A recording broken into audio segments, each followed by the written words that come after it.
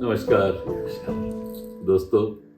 आज हम एक पात्र महाभारत से और एक पात्र रामायण से उनका एक तुलना की दृष्टि से आपके सामने रख रहे हैं। भीष्म पितामह और जटायु दोनों के सामने एक स्त्री के मान सम्मान की रक्षा करने का विषय था, लेकिन दोनों का जो रिएक्शन था वो अलग अलग था और इसी वजह से इतिहास उनको अलग अलग ढंग से याद करता है। भीष्म पितामह एक बहुत शक्तिशाली योद्धा थे। अगर वो चाहते तो वो द्रौपदी चीरहरण को रोक सकते थे, लेकिन उन्होंने द्रौपदी चीरहरण के समय चुप रहना ही पसंद किया। जटायु एक बुजुर्ग शक्तिहीन पक्षी थे। वो जानते थे कि रावण उससे बहुत अधिक शक्तिशाली है। अगर उन्होंने रावण को रोकने की कोशिश की तो रावण उसे मार ही देगा। लेकिन उस परिस्थिति में जटायु एकदम पावरलेस होते हुए भी उन्होंने एक बहुत पावरफुल भूमिका निभाई, और भीष्म पितामह इतने पावरफुल होते हुए भी एक बिल्कुल पावरलेस इंसान की तरह उन्होंने बिहेव किया। दूसरा कंपैरिजन आता है कि एक व्यक्ति अपने उस कंडक्ट की वजह से वो जीवन भर पल पल मरता रहा, मैं एक स्त्री का सम्मान की रक्षा क्यों नहीं कर पाया। और दूसरी तरफ जटायु अपना जीवन कुर्बान करके दुनिया में हमेशा के लिए अमर हो गए। भीष्म पितामह मनुष्य योनि में पैदा होकर एक बहुत संस्कारित व्यक्ति जाने जाते थे। एक तरफ भीष्म पितामह का कल्चर और दूसरी ओर जटायु एक वल्चर।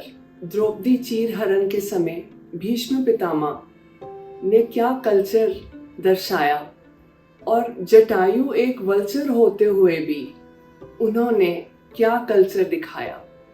जरूरी नहीं है कि मनुष्य होकर ही हम महान हो सकते हैं। महान तो हम तब होते हैं अगर हमारा कार्य अच्छा हो। द्रौपदी को लगता था कि अगर उस राज दरबार में उनकी कोई रक्षा कर सकता है तो वो शायद भीष्म जी ही हैं। और वो चीखती रही, चिल्लाती रही, लेकिन उनके शब्दों का कोई असर उनके ऊपर नहीं हुआ।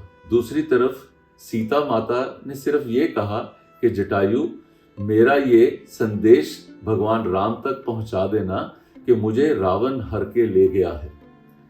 अब यहाँ पर जो बोले हुए शब्दों के अलावा भी जटायु सीता माता के ना बोले हुए शब्दों को भी वो सुन पा रहे थे। एक पक्षी होते हुए भी उन्होंने ये समझ लिया कि वो क्या कहना चाहती हैं, जबकि भीष्म पितामह एक व्यक्ति होते हुए भी उस नारी के वो शब्दों को नहीं समझ पाए। भीष्म पितामह द्रौपदी चीरहरण के समय इतने ज्यादा भ्रमित हो गए कि वो अपने राजधर्म को निभाते निभाते अपने आत्मा के धर्म को भूल बैठे।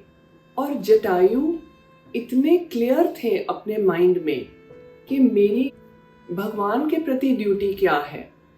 एक तरफ भीष्म पितामह कंफ्यूज थे और एक तरफ जटायु एकदम क्लियर थे। जटायु ने वो किया जो उनकी आत्मा की आवाज ने बोला। एक और तरीके से हम देखें तो एक रिश्तेदार और एक अजनबी, लेकिन वहां पे एक अबला नारी अपने पितामह को मदद के लिए बुलाती रही, चीखती रही, लेकिन वो एक अजनबी की तरह उन्होंने वहां पर बिहेव किया। और दूसरी तरफ एक जो अजनबी पक्षी था उसने ऐसा कार्य करके दिखाया कि जैसे वो उनके घर के वो रिश्तेदार ही होते। जिंदगी में कई बार ऐसी सिचुएशन होती है कि हमें डिसीजन लेने के लिए कुछ पलों का समय ही मिलता है, और उस समय हम डिसीजन जो करते हैं वो उस आधार पे होता है कि हमारा कैरेक्टर क्या है, हमारी कंपनी कैसी है, हम कैसे लोगों के साथ उठते बैठते हैं, हमारी सोच कैसी है। भीष्म पितामह हमेशा कौरवों के संग रहे और कौरवों की सोच का असर उनके मन के ऊपर तो होना ही था। दूसरी तरफ जटायु के मन में हमेशा भगवान राम रहते थे, इसीलिए उनका रिएक्शन हमेशा भगवान राम की सोच में रहने के कारण धर्म से भरा हुआ था।